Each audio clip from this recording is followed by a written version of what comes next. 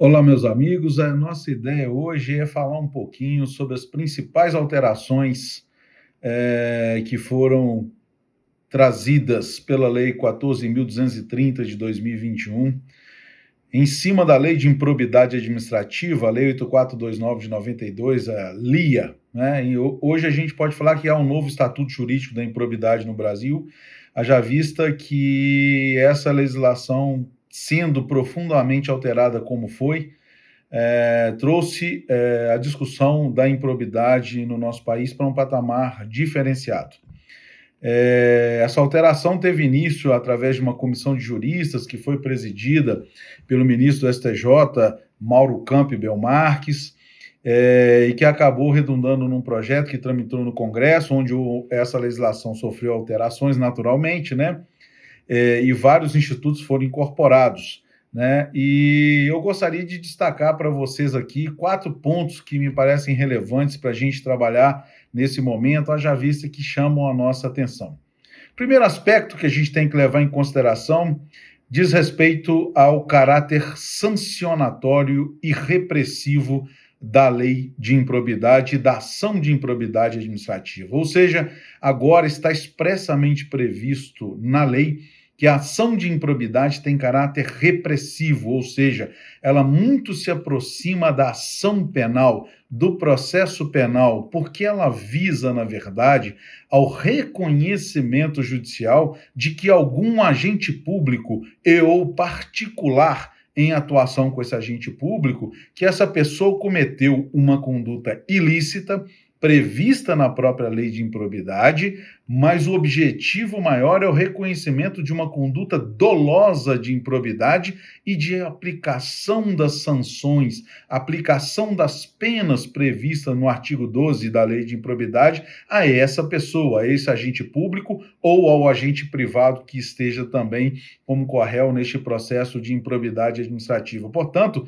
não é possível mais a confusão que reinava nos quase 30 anos de aplicação à época da lei de improbidade, porque a nossa lei é de 1992, né, uma confusão que havia entre ação de improbidade e ação civil pública tradicional, que visa o quê? Visa a reparação de danos ambientais, ao patrimônio histórico, artístico, cultural, arqueológico, turístico, enfim, a ação civil pública tradicional visa a proteção dos interesses difusos e coletivos da sociedade. Portanto, no bojo dela, você busca o legitimado para essa ação, seja o Ministério Público, seja alguma entidade pública, alguma associação civil específica. O que ela busca na ação civil pública tradicional é o reconhecimento de que houve um ilícito e um dano ao patrimônio público coletivo ou patrimônio difuso da sociedade. Ao revés, na ação de improbidade, não. O que se busca é o reconhecimento de a conduta de alguém,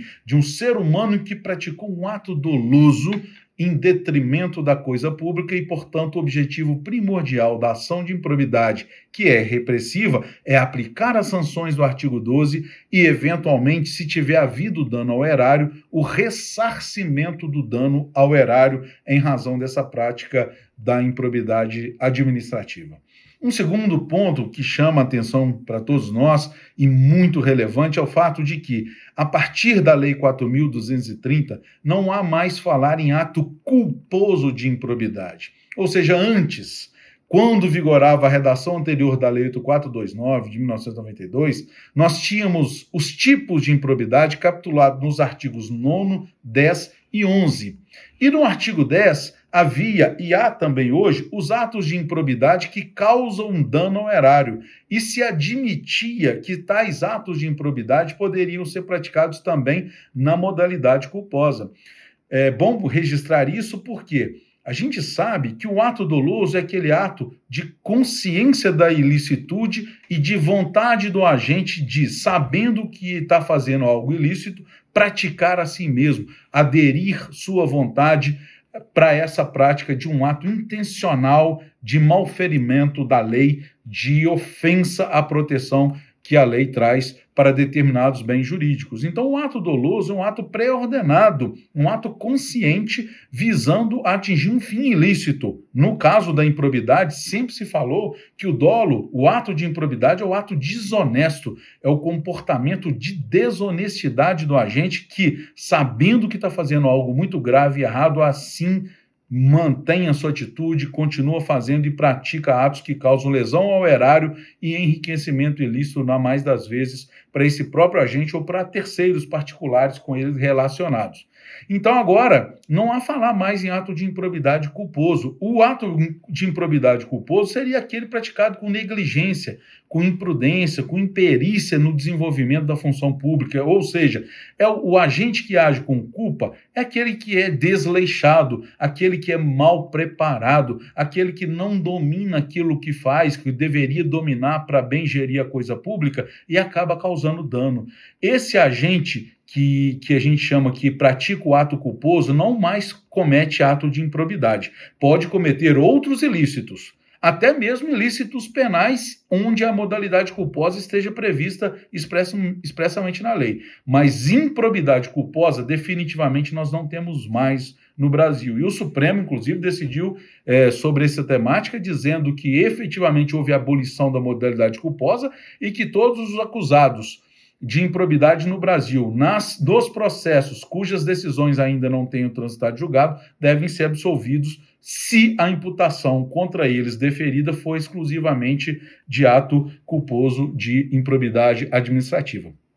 Um terceiro ponto muito relevante que a gente gosta de chamar a atenção diz respeito com uma situação que nem no direito penal nós temos isso hoje. É que a nova lei de improbidade trouxe uma necessidade de uma congruência absoluta entre aquilo que está descrito na petição inicial e aquilo que vai ser sentenciado pelo juiz lá no final do processo. Ou seja, a nova lei de improbidade, no seu artigo 17, nos seus parágrafos 10C e 10F, 10D e 10F, estabelece que quando o promotor de justiça ou a promotora ou o órgão público for propor uma ação de improbidade, ele tem que descrever a conduta praticada pelo agente e indicar os artigos da lei que foram violados, ou seja, tem que dizer, fulano praticou a conduta A, que se enquadra no artigo 9º, inciso 1, ou no artigo 10, inciso 2, ou no artigo 11, inciso 3, enfim, ele tem que apontar o tipo ilícito de improbidade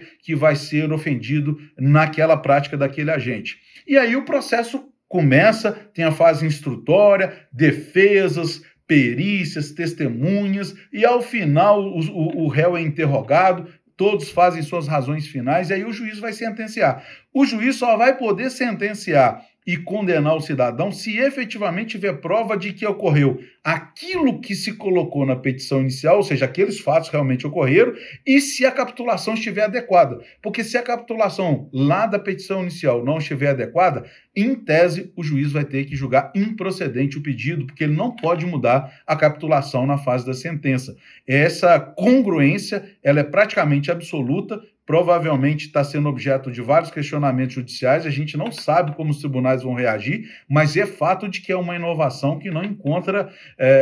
precedentes no próprio direito brasileiro, que no direito penal a gente sempre fala que o réu se defende dos fatos e não da capitulação que os promotores e as promotoras colocam na sua denúncia. Isso a capitulação é para o final, é para depois de produzida a prova, na hora da sentença, o juiz fazer o enquadramento correto entre a conduta praticada e o tipo penal que é aplicado naquele caso. E por último, e não menos importante, eu quero destacar para vocês que houve a instituição, finalmente, do acordo de não persecução civil. O que é isso? Isso é aquela história do direito consensual, ou seja, o direito punitivo consensual. É uma faculdade dada para os legitimados ativos da ação de improbidade, portanto, para os membros do Ministério Público e para os membros da advocacia pública que atuam em nome das entidades públicas que são lesionadas pelo ato de improbidade, União, estados, municípios, autarquias, enfim, é uma faculdade dada para esses agentes públicos, no caso concreto, para avaliar a gravidade daquela prática, se não foi muito grave, se foi alguma coisa que dá para fazer um acordo, e com isso você faz entre